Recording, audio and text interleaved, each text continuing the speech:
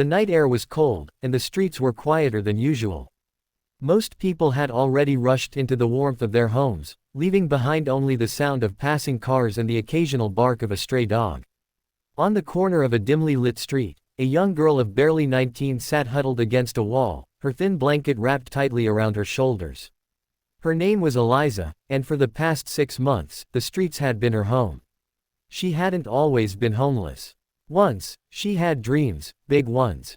She wanted to be a teacher, to help children like herself grow with knowledge and kindness. But life had a cruel way of snatching dreams.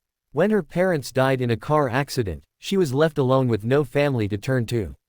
The small apartment they had rented was taken back by the landlord, and before long, Eliza had nowhere else to go.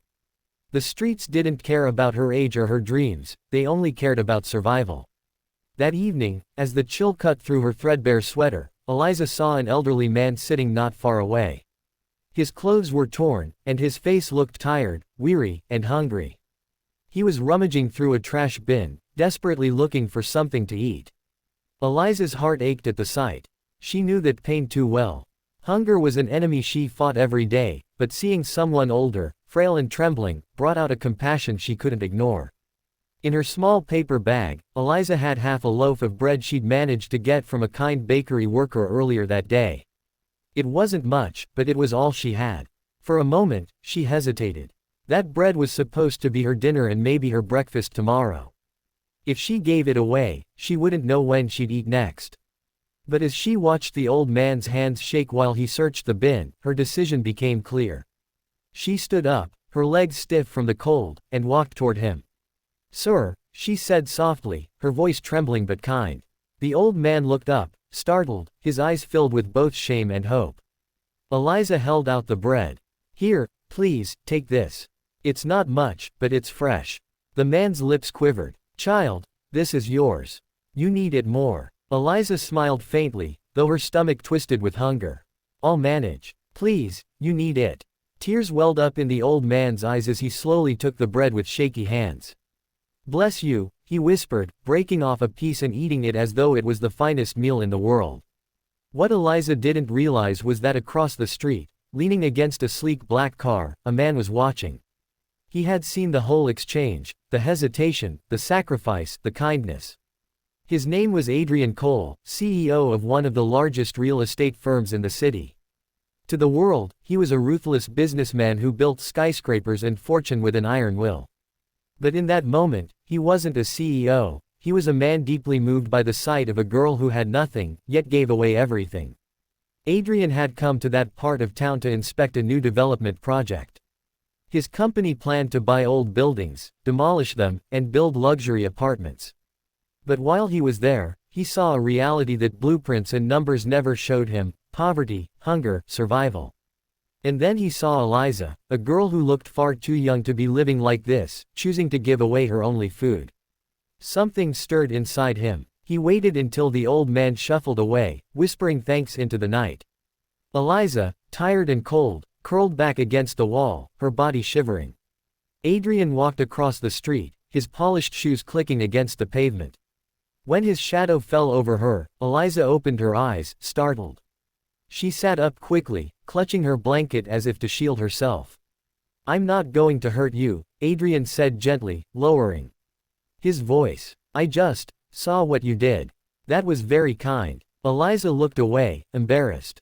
"It wasn't much. He needed it more than me." Adrian studied her face, pale and thin from days of hunger. "And what about you? When was the last time you ate properly?" She shrugged, unwilling to admit the truth.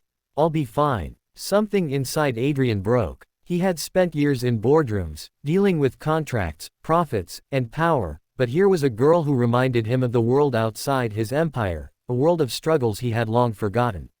"Do you trust me enough to let me buy you a meal?" he asked softly. Eliza blinked in surprise. Strangers rarely showed kindness on these streets. More often, they ignored her completely or looked at her with disgust. She hesitated, but his eyes looked sincere. Slowly, she nodded. Minutes later, they were sitting in a small diner at the corner. The warmth of the place wrapped around Eliza like a blanket, and the smell of food made her stomach growl.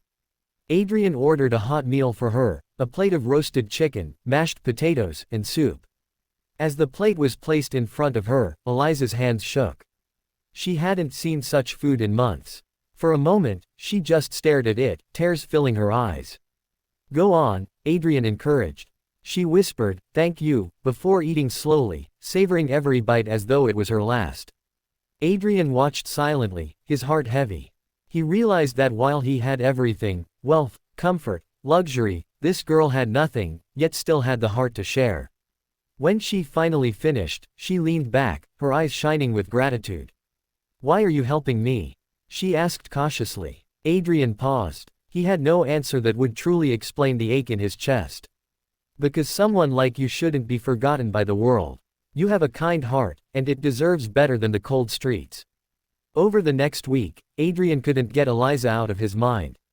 He found himself returning to that neighborhood, each time bringing her food, blankets, and eventually offering her a safe place to stay. At first, she refused. She was proud, afraid of charity, afraid of being a burden. But Adrian's persistence and gentle words convinced her.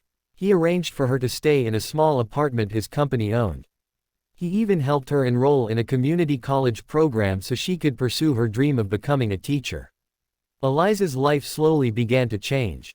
Each morning, she woke up in a warm bed instead of a cold sidewalk. She attended classes, studied hard, and volunteered at a local children's center, where her natural kindness made her beloved by the kids. Adrian often checked in on her, not as a benefactor, but as a friend. He admired her resilience, her strength, and her humility. And though he never admitted it out loud, she reminded him of the humanity he had almost lost in the pursuit of wealth. Months later, at a public charity event hosted by Adrian's company, Eliza stood by his side. She was no longer the homeless girl shivering under a thin blanket. She was radiant, hopeful, and determined. When reporters asked Adrian why he had started a new foundation to help the homeless, he simply smiled and glanced at Eliza. "Because sometimes," he said, "a single act of kindness changes not just one life, but two." Eliza's eyes filled with tears. She knew he was talking about her, the night she had shared her last piece of bread with a starving elder, unaware that someone powerful had been watching. And as the crowd applauded, Eliza realized her story was no longer about survival. It was about hope, about how even in the darkest times, kindness could light a path to a new beginning. For Adrian, the CEO who had once been blind to the suffering around him, Eliza's small act of generosity had changed his life forever. And for Eliza, the homeless girl who had given away her only meal, that single moment had opened the door to a future she never thought possible.